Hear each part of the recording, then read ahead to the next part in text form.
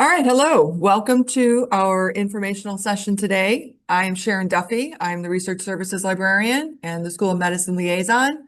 And I am presenting today with Rowan Mary, our Public Services Librarian and our School of Nursing Liaison. And the title of our talk today is Systematic and Scoping Reviews, what they are, why they matter, and how to do them right.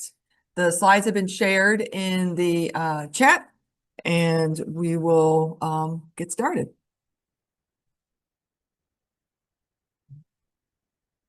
All right, so here's an overview of what we're going to cover today. First, I'm going to go over what a systematic review is, give a definition and some sample questions. I'm going to talk about the important role that they play in evidence-based medicine. And then I will go over the steps and parts of them that give them the rigor that define a systematic review. Then I'll talk about scoping reviews and how they are similar and different to systematics. I'll briefly mention some other types of reviews that you might see. I will also touch on the PRISMA reporting standard. And then I'm going to hand it over to Rowan, and he's going to cover the process of conducting a systematic review and also give you some different question options beyond the PICO question. And then we have some library resources to share that we have available to support your review project. All right, so first let's go over the definition of a systematic review. So one of the official definitions is that a systematic review is a study in which bias has been reduced by the systematic identification, appraisal, synthesis, and if relevant, statistical aggregation of all relevant studies on a specific topic according to a predetermined and explicit method. So that's kind of a lot. So let's break this definition down and kind of talk about some of the key words and phrases that define a systematic review. So the bias has been reduced. What this represents is a shift away from the narrative or the expert reviews that were previously used to address medical questions. Those types of reviews are very prone to bias of the author and typically are not based on the full body of research available on a topic. In fact, systematic reviews have almost totally eclipsed expert reviews in terms of prestige and perceived value in the medical field. Systematic identification. This points to the need for a full, comprehensive, and organized search of the scientific literature to collect all possible evidence on a topic. For appraisal, this step involves assessing the quality of individual studies to determine if they were based on solid scientific design. Not all science is good science, and bad science should not be used to answer clinical questions. So this is truly a hallmark of systematic reviews, is this critical appraisal step, because that's where a lot of the bias is removed from the process. For synthesis, so once all the studies have been identified and appraised, then the work can finally begin to aggregate the scientific evidence and work towards finding the answer. So it is a gathering of multiple studies on the same topic to produce a single answer. And then the phrase predetermined and explicit method. This means that a plan was clearly defined and possibly even published in the form of a protocol prior to starting the systematic review process. Laying out the details of the study prior to starting greatly enhances the rigor, the transparency, and the overall quality of these reviews. So now let's look at a couple sample questions that can be answered by systematic reviews. They're most commonly used to answer clinical questions that look at regarding the effectiveness of interventions and treatments. So here's some samples.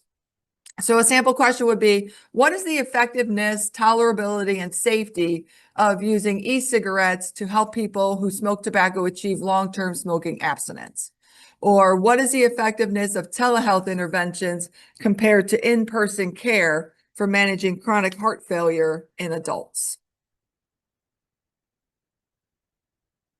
So you can see these questions are very focused and very clinical. So the systematic review questions that are ideal are those kinds of questions that would require a synthesis of multiple studies to determine the overall evidence. So for both of those topics, you can imagine multiple studies having been conducted in various environments with various different sizes and populations of patients. And then the systematic review kind of synthesizes those, pulls them all together, and generates an analysis. And systematic review questions can typically be framed using this PICO format, where you have a population, an intervention, a comparison, and an outcome. And Rowan's going to talk about some other options that you can use as well. So generally, think of a systematic review as a study of studies. All right, so now let's talk about the role that they play in evidence-based medicine. It is a very central role. They provide comprehensive and unbiased summaries of the best available evidence. Again, during the systematic review process, you have done a critical appraisal step that removes any poorly run studies. So those aren't even going to be included in your final analysis. So they're high quality and they're unbiased. They clarify what is known and also not known about potential benefits and harms of drugs and devices, et cetera. It's a way to identify things that are missing. If you're looking for studies and you find there are none, that's another useful outcome of a systematic review. They are useful for saving practitioners a lot of time and effort by providing these reliable summaries. They don't have to read the 6 individual or 20 individual studies that were run. They can just look at the systematic review. And they are used for informing clinical practice and policy guidelines. They play a very central role in that.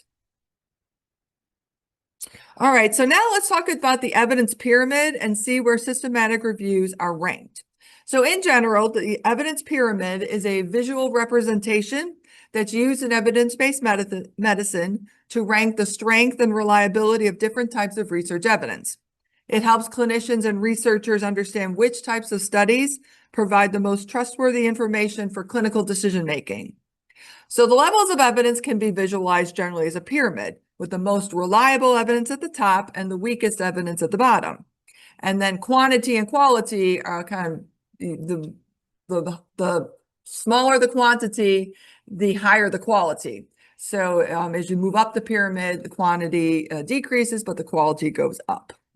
So let's talk about the start at the bottom. Let's start at the bottom, look at those. So at the bottom, you have your expert opinion, your background information. So this is based more on clinical experience and very unsystematic observations. So they're very biased. So this is considered the lowest level of quality of information. Then in the middle, you have your animal lab studies, a lot of your smaller clinical studies. These are generally based on small study groups. They may lack control groups, and they are prone to bias. They're very useful and interesting and form an important foundation of clinical work, but they are not the highest quality evidence that can be created. So then you look at your randomized controlled trials. These are the largest studies that are done on human interventions.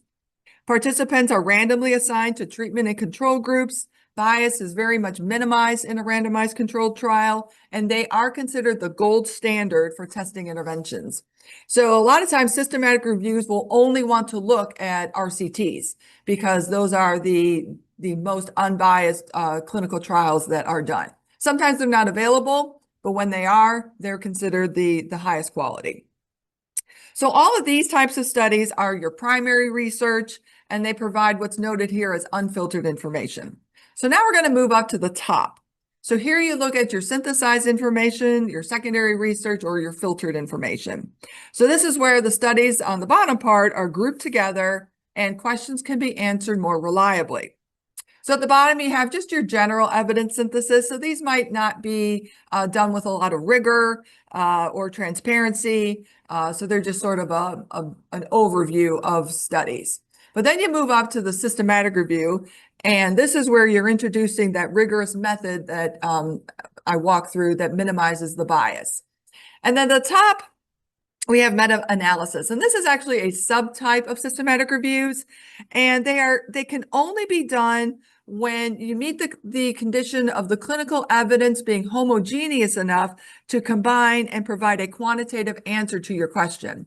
So if you have a large number of randomized controlled trials that were done in very similar formats, you may have enough data to pool it together to generate a single answer. Many times that doesn't happen, and the authors are unable to have enough homogeneity to do that quantitative analysis. So when a meta-analysis is done, it's very powerful, but they are not as common as regular systematic reviews because the data sometimes just doesn't work out for you. Okay. So to recap, in order to be considered such a high level of evidence, a systematic review must be conducted in a systematic way. So the first part is the literature search. The aim here is to search for every existing study that meets the eligibility criteria. So this involves searching multiple databases and utilizing a wide variety of terminology to describe the topic. And the search should be fully documented so that other researchers can review and repeat it. And then the second systematic part is the methods that are used to evaluate the results of the studies. So it means following a consistent and detailed plan for extracting data from the individual studies. It means assessing the studies for bias and quality of the evidence.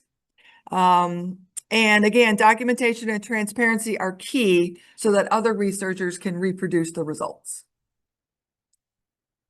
So let's take a closer look at the features of a systematic review that supply their rigor and robustness. So the number of authors, you need at least a minimum of 3, generally more, usually it's a whole team, to do a systematic review. And here it's best to combine experts on the topic of interest along with some experts in the methodology of systematic reviews. Having a librarian or other researchers who have completed systematic reviews in the past is very helpful to this team. For your study protocol, the highest quality systematic reviews have a published study protocol that includes a detailed plan for the literature search, the inclusion and exclusion criteria, how the data will be extracted and analyzed. So this is published and agreed upon before the work even begins. The research questions should be specific and clinical. The search strategy should be comprehensive and exhaustive. And here, it is best to include an information professional in this phase of your project. Librarians have the expertise that is needed to create this type of search strategy and document it so that others can repeat it. A systematic review should not only be limited to the studies that the authors know about. A comprehensive search will search all the available research. And this is crucial because in a systematic review, it's garbage in, garbage out. If your search was poorly executed, then the quality of the rest of the review is questionable because you did not find all the studies. So we have a team of librarians at LSU Health who have extensive training and certification in this area. So we certainly encourage you to reach out to us for assistance in this phase of your project. For your study selection criteria, it should be specified in advance and agreed upon by the research team. So it's best to have multiple team members screen the studies that are found in the literature independently, kind of blindly, and then decide if they think it should be included, and then you compare your results. We have a software tool called Covidence that we subscribe to that is very useful for completing the screening steps. So if you are doing a systematic review or a scoping review, you can reach out to the library and we'll set you up with an account. For critical appraisal, again, this is the hallmark step of a systematic review. So each study that meets your inclusion criteria must then be assessed for bias and for quality. This is usually done following a formula that is applied in a systematic way. So this is where authors are removing their bias from the study selection step by allowing the appraisal process to determine which studies will be included. And then finally, the synthesis. This is done in both qualitative and quantitative studies. A higher quality study might be given more weight in this step, but like everything else, transparency and reproducibility are important.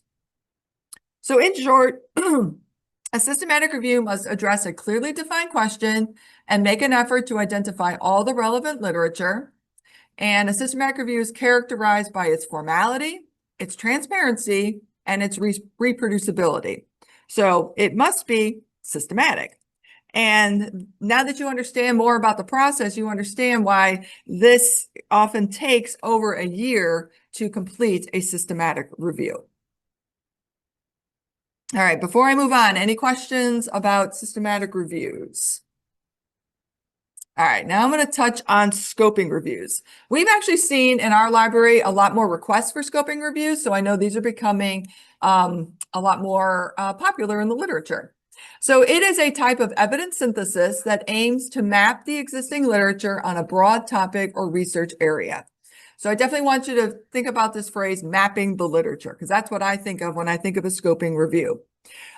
Because it's another form of evidence synthesis, it follows the same rigor and robustness as the systematic review process. However, the question type that it answers is very different. So here are some sample questions. What types of interventions have been studied to improve medication adherence among patients with type 2 diabetes? Or what models of nurse-led care have been applied in managing chronic diseases? Or what approaches have been used to promote mental health in workplace settings? So you can see that these questions are a lot broader.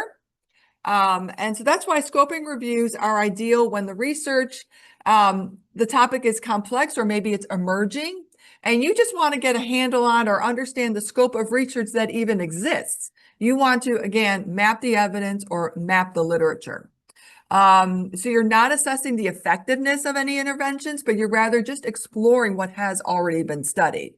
I often see this being used as a first project. A team will get together, this will be their first thing, and then they'll have a couple other projects lined up or mapped out, but they'll kind of wait to get the results of the scoping review to really see where a research gap might exist and then finalize their next research steps. So again, they're great for mapping the evidence, clarifying concepts, and identifying gaps in the research. Here's a little chart that might be useful if you're determining which type of review you want to do. This is kind of where they're different. The main thing I want to point out here is that you do not do the critical appraisal step in a scoping review, because again, you're just mapping the literature. In a systematic review, you are assessing the quality of an individual study. Here, you're just kind of seeing what's out there. Your outcomes are going to be different. Here, you're going to have more of a descriptive summary versus a synthesis of the evidence. So this is better for early stage research and mapping topics versus a systematic review is for making clinical decisions and developing guidelines. And then this is a lot of their similarities. Again, they're both rigorous. They both they aim to minimize the bias through their comprehensive search strategy. And they both add a lot of value to evidence-based medicine and practice decisions. All right, a few other review types that you might come across are the rapid reviews. This is essentially a systematic review done in a streamlined format. Maybe you're doing fewer databases, limiting the scope of it. So this is when you're on a tight timeline and need to get a quick assessment of the literature. An umbrella review is essentially a systematic review of systematic reviews. So once multiple systematic reviews have been done on a topic, somebody else can come along and gather those and organize them into an umbrella review. And then finally, a living review. This is a team usually commits to doing these. If they do a systematic review, they'll commit to revisiting it in a year, following the same process, and really just updating their results, finding any new studies that have been done, adding them to their synthesis. So it's much shorter, but it can only be done once a regular systematic review has been completed. All right, then for the reporting, as expected, this is also a very detailed and transparent process. High quality systematic reviews should accurately document all the steps and the judgments that were used throughout the process. And it should be detailed enough that a knowledgeable reader could reproduce it. So there is a standard that's followed. It's called PRISMA. It stands for the Preferred Reporting Items for Systematic Reviews and Meta-Analysis. Essentially, it's a 27-item checklist that just makes sure that you document and record every step along the way. Again, that's your transparency, that's minimizing your bias, and it will generate this flow diagram that shows how you ended up choosing the studies that you chose. The Covenants tool I mentioned will generate this for you. If you use it from the beginning, it'll load all the searches all the articles that you find. It'll remove your duplicates. You'll screen them for title and abstract, and you don't have to say why you got rid of them at that point. And then you're going to look at the full text. And here's where you have to identify why you did not include a study. Like, how did they get from 87 to 37? These were their reasons. And then there's a slightly different version for scoping reviews. Again, it's slightly smaller because you're not doing a critical appraisal step. All right, so that's the end of my part.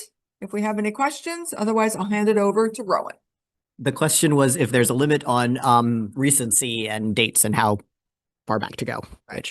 So generally it is not advised to limit by years in a systematic review. You want to be as comprehensive as possible. However, if you are doing a study where maybe like e-cigarettes, they were only, maybe you're looking at a certain technology of e-cigarettes or vaping, then it would be very appropriate to start at the year that came onto the market. So something like that, as long as you can justify a reason to limit the years, that's fine. Otherwise, it's kind of introduces recency bias to not include all the research. Yeah, I usually tell researchers, if you're going to limit by year, then have a good reason for it. Like, I've had a lot of nursing faculty do like scoping reviews about specific like classroom management things or something like that, and they'll often want to do post-COVID. And because the teaching landscape changed so much, it makes sense to make that a distinction. But anyway.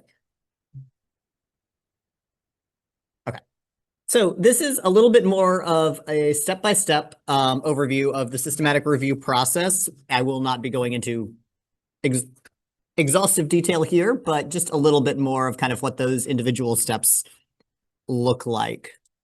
So the first step, in my experience, and I think in a lot of the systematic review team's experience, is actually kind of the hardest, even though it doesn't seem like it should be. It seems like what is your research topic should be one of the simplest things to figure out, but it is actually sometimes a very difficult process to really settle and to get your whole team to agree on what the focus of your research is and what your question is and how to phrase it. Come on, advance. So I have here a little bit of criteria for what makes a good research question. This is called the FINER criteria, and it is, is your question feasible, interesting, novel, ethical, and relevant? And I think most of those are fairly self-explanatory as far as why you want your questions to meet these criteria.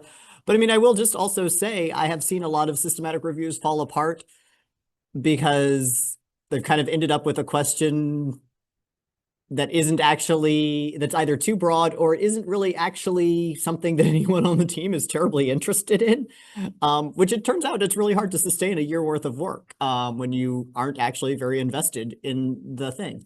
Another challenge is also you don't necessarily want to do a systematic review on exactly the same topic as someone else. You may want to, if it's been, 5 years since the last systematic review, that may be where you start getting into kind of, maybe this is something that does need to be revisited, but you do probably want to have a justification for why it is, interesting to revisit this topic or what has changed. Ethical, of course, you kind of, what are the merits of knowing this? What will it affect if we answer this question? Are there studies that have been conducted ethically about this? All these things. But one thing that can help is considering the structure of your question. That can help you articulate the scope of your review, and it can help you with determining your inclusion and exclusion criteria.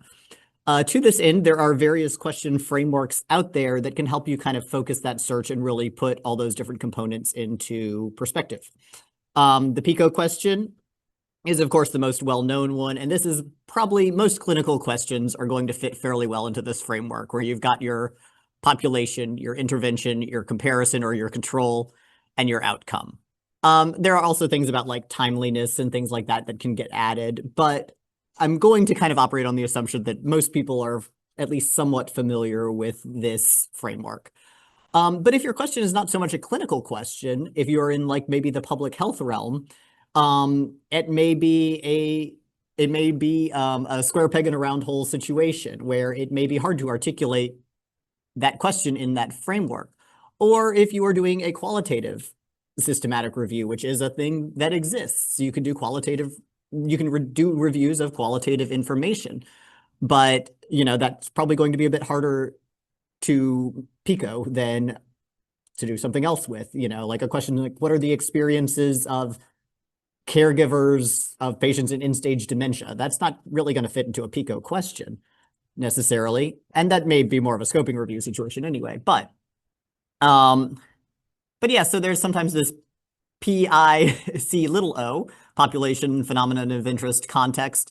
A lot of times you'll see PCC in public health things, which is population context concept or concept context. I guess it doesn't really matter.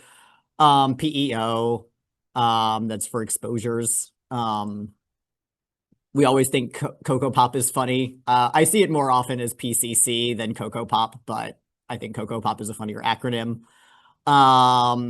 Spider for some mixed methods research topics on like samples.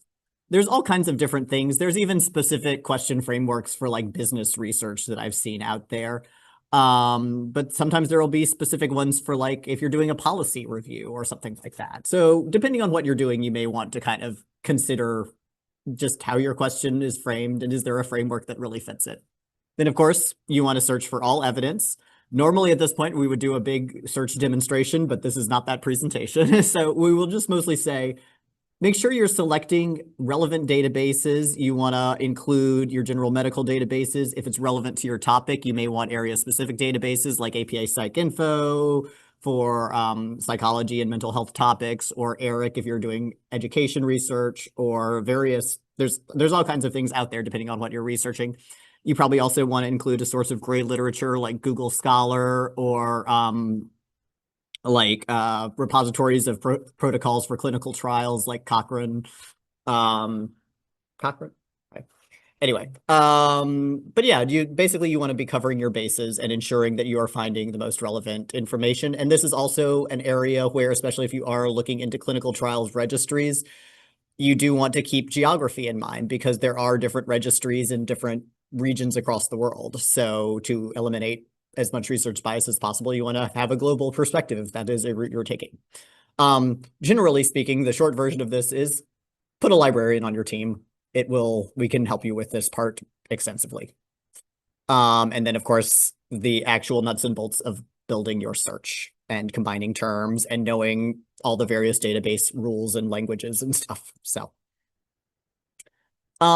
the next step is to select the relevant studies. And this is where your inclusion and exclusion criteria come into play. Having a strong structured question will really help with this. Having agreement amongst your team on what your question is will really help with this. And you really do need to document this in advance and have it laid out and agreed upon, because otherwise that is a major way that bias can creep in, is if you sort of go, I don't want to include that study because it doesn't support what I'm hoping the outcome of my review will be. Let me back engineer my exclusion criteria so that one doesn't fit. Don't do that. That's bad. But also be aware, when you're setting out these exclusion criteria in advance, be aware that certain things, oops, sorry. Well, go back. Okay. Certain things can perpetuate research bias, such as limiting to English language studies only. If it is possible and feasible for you, you want to include all languages. And if something seems to be relevant and is not in English, then, that is maybe where you want to apply for, I don't know, funding for a translator for your project or something. And then have a plan for how you will resolve disputes if you do have disagreements amongst your team of what should be included. There are, as Sharon mentioned, various tools for this, and I won't go too much more into that, but if worst comes to worst and you have access to nothing else, at least do some documentation in Excel. Please track your work, because you will be expected to report out on it. But we do highly recommend tools like Covidence. JBI has a tool as well. There's also, Rayon and various things. You can even do a lot of work in RefWorks, especially if it's maybe a scoping review of an emerging topic where maybe there's not really that much out there on it, but you will want something to help you sort through all of the records retrieved. Then you get into extracting data. Again, you kind of want to know what that data is in advance, but probably methods, participants, outcomes, interventions, and your results. Again, it depends a little bit on the type of study you're doing, the type of question you're trying to answer, but you will be extracting the relevant data. This will look very different in a qualitative review than in a quantitative one. This is critical appraisal is the next step, where you are looking at the studies in question and assessing their quality. Did they ask a clearly focused question? Were their methods valid? Are the results important? Are they applicable? Was the patient population actually something wildly different that doesn't translate to my patient population? Like, if you have an animal study on rats and your systematic review is on humans, you probably have an exclusion criteria for rat studies already, but again, this is the step you get to skip if you're doing a scoping review, which everyone likes doing. Then again, as Sharon mentioned, the analysis step, the gold standard here, everyone would love to be able to do a meta-analysis. If there's too much heterogeneity in the data, you can't do that statistically. That doesn't mean it's not a worthwhile study. That is, it's still good to do the systematic review, even if you can't clear that bar. But all the same, it is something that is really only possible when the data permits it. We do have a variety of resources to support systematic reviews. These are some of the highlights. We've got the Cochrane has a lot of training information. They have, look at Cochrane's training information about systematic reviews. JBI, the Joanna Briggs Institute, is also very well known for its systematic review training and education. They also have their own software and evidence-based practice database. If you are in the nursing world, you will probably be familiar with JBI. They are often very involved in that. And then also the Prisma website has information about the reporting guidelines and all of that stuff. We do also, of course, have library resources. We have our systematic review service, which is, our reference librarians here. We will help you with your literature searching, creating Covidence accounts. We have expertise in review methodology, and we will help you write the search methods portion of your protocol and transcript for the low price of author credit on your paper. We do have a form that we ask that you complete. So to tell us about your project, it gives us a lot of good background information. It helps us get started, helps us understand what you're working on. And then, of course, we do also have a resource guide about systematic reviews, which I will see if it will let me open just very briefly. Hopefully this is still sharing my screen, but this has a lot of the same content that we've covered in here. It has links to our intake form, information about various resources and tools, and an overview of the service. So we recommend visiting that. And then this is our last slide. To connect with us, please help us out by completing our short survey. And then, are there any questions? I see there's some stuff happening in the chat. So it's all just Chandler though. So does anyone have a question? The question is that a lot of this is limited to things that are online, and has there been any effort to include things that are available in print only and included in older indices? Yeah, I guess also kind of Sharon is saying it also kind of falls under that gray literature heading. Right. Yeah, the question is basically the things that are too old to have been indexed online, and how do we account for those things? Yeah, I will let Sharon take it. She has opinions. I would say if you know that you are going to want to find things in historical type literature, then you definitely would want to include an information professional to find a way to search them. Like if you, for most topics that are looking at current clinical things, you're probably fine with Medline. It does go back to like the 1940s. A lot of that is indexed. But if you know that there is a resource out there that's going to contain important things, then you make sure that you have a mechanism to search it. So it's not going to find it unless you know it exists. But if you know it exists, you should be comprehensive in your searching. We also recommend when you're when you're looking at your studies and you find a good study, to look at the references in that study, because it might mention something that you were not aware of. So you can become, look that up, kind of follow that train of, or that chain of references. That other box in the Prisma flow chart for kind of. Yeah, Right. yeah, certainly in a Prisma Representative flow documentation. chart, yeah, in a Prisma flow chart, there's actually a category for just, articles found by other methods. It doesn't all have to be databases. You can just come across an article randomly, find it just in a reference and throw it into your, because not everything is going to be picked up by a database, because not everything has an abstract. Sometimes the titles are too general. So it's certainly appropriate to add things you find through hand methods or other ways.